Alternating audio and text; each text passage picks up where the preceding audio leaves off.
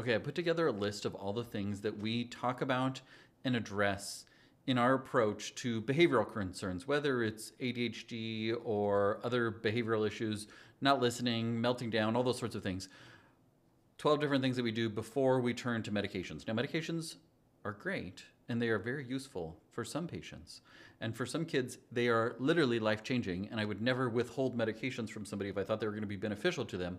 But when we're talking about behavioral things, when it comes to ADHD or attention or melting down or dysregulation and all those sorts of things, there's a bunch of different things we can do outside of just medications.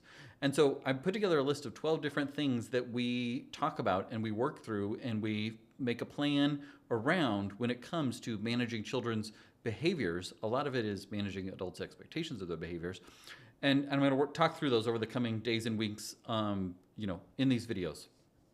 And so the first one is movement, because this one is foundational. And what I often find is it's an overlooked aspect of improving behaviors is getting a handle on movement and getting children more movement. Kids are not designed to sit still all day long. Kids are not designed to sit quietly in the chair. Adults aren't designed for that. I mean, look at the number of adults that have standing desks. Look at the number of adults that have like the treadmills that go under their desks. Look at the bouncy balls that have become commonplace in the like the yoga balls that people bounce on during the workday, because it is really hard to have a desk job where all you do is sit still and not move your body all day. And yet we expect our children to go to school and sit quietly and have like 15 minutes of recess if it doesn't get taken away. And that's all they get throughout the day. We need more movement. And so from a perspective of behaviors, it helps them regulate their emotions. It helps them sleep better. It helps them to focus better. And so I wanted to talk through those things, and I'm going to kind of try to take the approach of why it matters and how it works. So when we talk about how it works, it's not just that like it gets the energy out. It actually affects the neurotransmitters and the hormones in the body. So when we think about things like dopamine or norepinephrine or serotonin, these are crucial neurotransmitters that are impacted by movement in a positive direction. It helps with both attention and mood regulation. Movement also helps with cortisol. So cortisol is the stress hormone in the body, and movement helps to transition from the fight or flight to that calm and focused transition that we want to happen. Movement actually helps to release us from that state of fight or flight and help us move into that calm and focused standpoint. So one of the things that often comes up is parents will tell me, hey, my child is being, I'm being told at school that my child is having a difficulty sitting still and being focused. And I say, well, how much are they moving during class? Because they need to be moving more during class. They have standing desks. They have bouncy balls. They have little bands that you can put on the kids' chairs so that they can move their feet. Those are things that help children to better regulate their emotions, to focus better, and to learn better. And so we shouldn't just be like, well, you have to sit still. We should be actually promoting movement when our kids need it. There's actually this compound in the brain. It's a protein called BDNF, brain-derived neurotrophic factor, which actually helps build and strengthen neuronal connections. It is released when children move their bodies. And it also helps, so movement also helps from a sensory standpoint. It helps with the proprioception and vestibular systems that help to calm our body through movement. And so if we have children that are having big sensory needs, movement helps to fulfill those. Then once they've had their sensory bucket filled up, then they can focus, they can learn, they can behave, they can do as we like much more easily.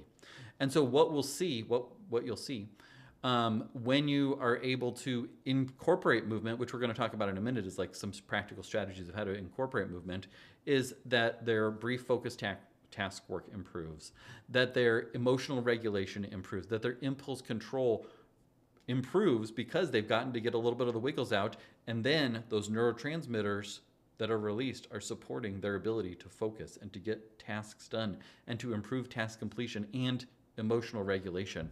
And then at night, when it's time for them to sleep, they're able to go to sleep. Imagine if you're a child that sits in a desk all day, and then they go home and they're on their iPad, or they drive around town from activity to activity. They're not moving much. what happens is, well, they're not going to be that tired in the evening. And so they're going to have a difficulty falling asleep. They're going to be revved up from all of their, having to hold it all together throughout the day and then be on their screens in the evening and run from thing to thing to thing. They're going to have trouble winding down and going to sleep. And so movement actually helps with sleep and being able to get good rest after a long day.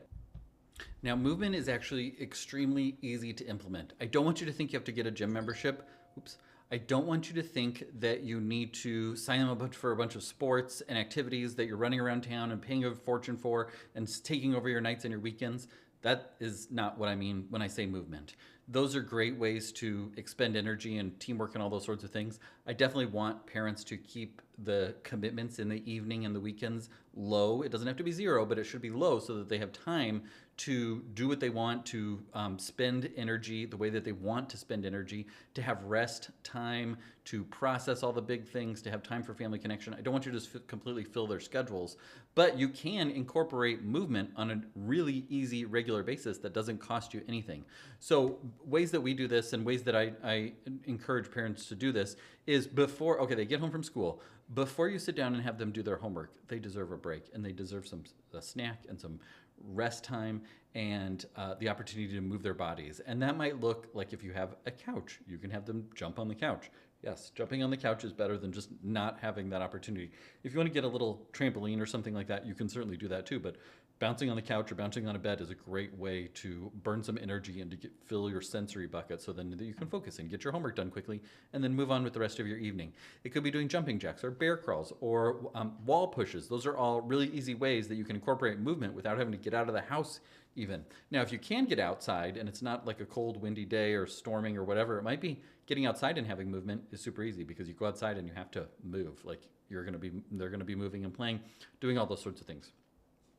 During activities, when you're trying to get them to focus, if you can give them a bouncy seat to sit on, we have this like wobble chair where basically like it's a chair, it's like a stool, but it wobbles a little bit. So like it doesn't sit perfectly still. So you do have to put some sensory input into sitting still. And it helps because then you can kind of wobble around a little bit. You may have noticed that I tend to wobble and swirl and those sorts of things while I'm talking too and move my hands in wild and crazy ways. Other things that you can do is putting a band around the legs of a chair. That's another way to incorporate movement because they can put their feet on there and they can bounce up and down and it's not as annoying as them like kicking things all the time. We can do stretches, we can do hallway races, we can get a bouncy ball and just chuck it and then have them run after it and try and get it. There's so many different ways and I would love to know in the comments of different ways that you incorporate movement. But it's as simple as saying, whoa, whoa, whoa, things seem to be going off the rails here. Instead of punishing you, instead of yelling at you, instead of telling you to sit still, finally, it's like, hey, it looks like you need to move your body. Let's move our bodies. Let's take a break from this assignment for a moment that we're trying to work on and let's move our bodies. And so this is part of a bigger approach that I have kind of put together that helps with behavior. It helps with ADHD, but it helps with all behavioral issues that we're facing for children, not just for ADHD. And it's called the balance approach. And I put it right there. There's BALANC, 7 different aspects what we're going to talk through. Movement falls under the body. So there's body, there's attunement, there's learning, there's association, there's nurture, there's control, and there's engagement. And movement is definitely under the body category because a regulated body leads to a regulated brain. Now, we can also talk about learning and how it falls into learning, and then control. Like movement helps us to be able to control ourselves more easily. And so that's another aspect of that. But movement is primarily like supports our body and helps our body support our brain. Hopefully this has been helpful. It can be tough to feel like you have good resources out there when it comes to things outside of medications, because I know a lot of parents come to me and they say, hey, our child was diagnosed with ADHD or they're having behavioral issues and I'm worried that they're just going to label them and medicate them. What else can we do? Well, there's a ton of different things that we can do. And so I'm going to be talking about that over the coming weeks of all the different things that you can do outside of just jumping to medications. And like I said, I have nothing against medications. Medications are great. They make a world of difference for a lot of children. But even if we are doing medication, we need to address all these different aspects so that we can help our child to thrive as they grow through the ages and stages. Hopefully this is helpful. Keep up the good work.